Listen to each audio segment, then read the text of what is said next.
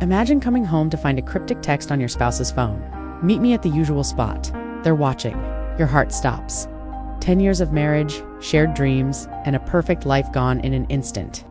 That's what happened to Emma Carter when she picked up Jake's phone one rainy evening. What she uncovered wasn't just an affair, was a web of lies so deep it threatened to destroy everything she knew. This is the story of a woman who thought she had it all, only to discover her husband was living a double life, and the truth? It's more dangerous than she could ever imagine. Emma Carter had it all. A thriving tech startup, a charming husband, and a cozy brownstone in Brooklyn. Jake, her husband of 10 years, was her rock, always calm, always reliable. He worked as a freelance consultant, traveling often, but always made time for their weekly date nights. Their life wasn't perfect, but it was close. Or so Emma thought. It was a Thursday evening when everything changed. Jake was in the shower, his phone buzzing on the kitchen counter. Emma glanced at it, expecting a work email. Instead, a text from an unknown number lit up the screen. Meet me at the usual spot. They're watching. Her stomach dropped. She unlocked the phone. Jake had never hidden his passcode and scrolled through the thread. Cryptic messages, no names, just locations and times. Warehouse, midnight, don't call, burner only. Emma's hands shook. Was Jake cheating? She confronted him that night, her voice trembling as she held up the phone. Jake's face didn't betray a hint of guilt. It's a Client M, sensitive project. You know I can't talk about it. His explanation was smooth, but his eyes darted to the side, just for a second. Emma didn't buy it. She started noticing things she'd ignored before. Jake's late-night calls, his sudden business trips. The way he locked his laptop when she entered the room, determined to uncover the truth. Emma hired a private investigator, Paul Grayson, a former cop with a knack for digging up secrets. Paul didn't take long to deliver. 2 weeks later, he slid a manila envelope across a diner table. You're not gonna like this, he warned. Inside were photos of Jake in a small town in Connecticut, laughing with a woman and 2 kids, a boy and a girl, maybe 8 and 6. They looked like a family. Emma's heart shattered. The woman, a brunette with a warm smile, was listed as Laura Bennett. The kids called Jake Dad. Emma couldn't breathe. She spent the night poring over the photos, memorizing every detail. Jake, her Jake, had another family. How long had this been going on? Was their marriage a lie? She confronted him again, this time with the photos. Jake's face went pale, but he didn't deny it. It's not what you think, Emma, he said, his voice low. I can't explain now, but you have to trust me. Trust you. Emma laughed bitterly. You have another wife, Jake. Kids. He reached for her, but she pulled away. I need time, she said, storming out. That night, she checked into a hotel, her mind racing, but something nagged at her. Jake hadn't seemed guilty, just scared.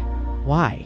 Emma decided to dig deeper herself. She hacked into Jake's email years in tech, gave her the skills and found encrypted files labeled Project Orion. The files were locked, but one email mentioned a meeting in DC with someone named Viper. Emma booked a flight.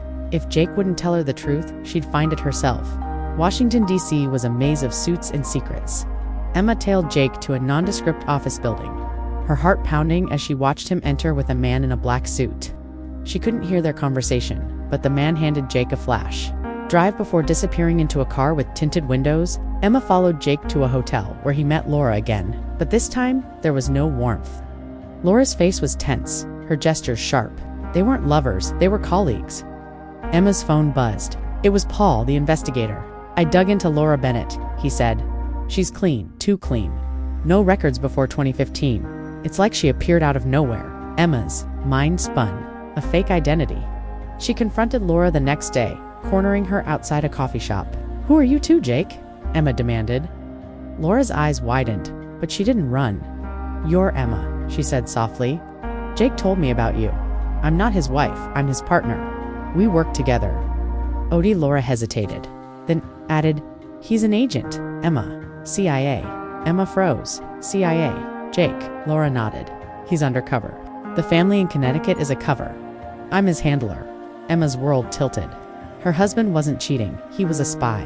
Back in Brooklyn, Emma sat Jake down. I know everything, she said, her voice shaking. The CIA, Laura, the kids. Why didn't you tell me? Jake's face crumpled. I wanted to protect you, he said. The less you knew, the safer. You were, he explained, Project Orion. A mission to infiltrate a global trafficking ring. The Connecticut family was a staged cover to blend in, but Emma wasn't satisfied. "You lied to me for years," she said. "How do I trust you now?" Before Jake could answer, Emma's phone rang. It was her sister, Rachel, sounding frantic. "Emma, someone's been following me. I think I'm in trouble." Emma rushed to Rachel's apartment where she found her sister shaken, clutching a note. "Tell your sister to back off." Emma's blood ran cold. How did Rachel fit into this? She called Paul, who uncovered a bombshell. Rachel had been working as a courier for the trafficking ring, unaware of its true nature. When Emma confronted her, Rachel broke down. "I didn't know what they were doing," she sobbed. "I just delivered packages." But one of those packages contained intel on Jake's mission. Rachel had unknowingly betrayed him. Emma's trust in everyone was crumbling. Jake, a spy? Rachel, a criminal? She felt alone, but she couldn't walk away. The trafficking ring was closing in, and Jake's mission was at risk. Emma demanded to help. "I'm not some damsel," she told Jake. "I'm in this now." Jake reluctantly agreed, and they met with Laura to plan their next move. Laura revealed the ring's leader, Viper, was planning a major deal in New York. They needed to intercept it. But Emma noticed something. Laura kept glancing at Jake, her hand lingering on his arm. Was there more to their partnership? Emma's old suspicions flared. Was Jake's cover family too real? That night, Emma hacked into Laura's burner phone and found texts to Jake. "We can't keep doing this." Her heart sank. Was Jake lying again? She confronted Laura, who admitted she'd developed feelings for Jake, but swore he'd never reciprocated. "He loves you, Emma," Laura said. "But this life, it breaks people." The trio set up a sting operation at a Manhattan warehouse. Emma posed as a buyer, wired with a mic, while Jake and Laura watched from a van. Viper arrived a cold, calculating man with a scar across his cheek. Emma played her part, but Viper's questions grew sharp. "You're too curious," he said, pulling a gun. Jake burst in, taking down Viper's guards. But not before Viper grazed Emma's arm with a bullet. In the chaos, Rachel appeared, revealing she'd been tracking Emma to make amends. She tackled Viper, giving Jake time to cuff him. But as they fled, Laura took a bullet meant for Jake. She collapsed, whispering, "Keep him safe." Emma's jealousy vanished, replaced by guilt. Laura wasn't the enemy, she was a hero. Laura survived, but the mission wasn't over. Viper's arrest exposed only a fraction of the ring. Jake revealed he'd have to go deeper undercover, maybe for years. "I can't ask you to wait," he told Emma. She didn't know if she could. The lies, the danger, it was too much. But she loved him. Or did she? Rachel, racked with guilt, turned herself in to the FBI, promising to testify against the ring. Emma felt betrayed, but couldn't hate her sister. She moved out, needing space. To think Jake respected her decision, but left her a burner phone with one contact: "Call if you need me." Emma spent weeks wrestling with her heart. Was Jake's love real, or was she just part of his cover? She found a hidden file on his laptop, a letter he'd never sent. "Emma, you're my reason to come home. I'm sorry I broke us." Emma met Jake one last time at their favorite Brooklyn cafe. "I need the truth," she said, "all of it." Jake told her everything. The missions, the lies, the toll it took. He'd never cheated, but he'd let the job consume him. "I'll quit if you want me to," he said. But Emma knew he wouldn't. His duty was bigger than them.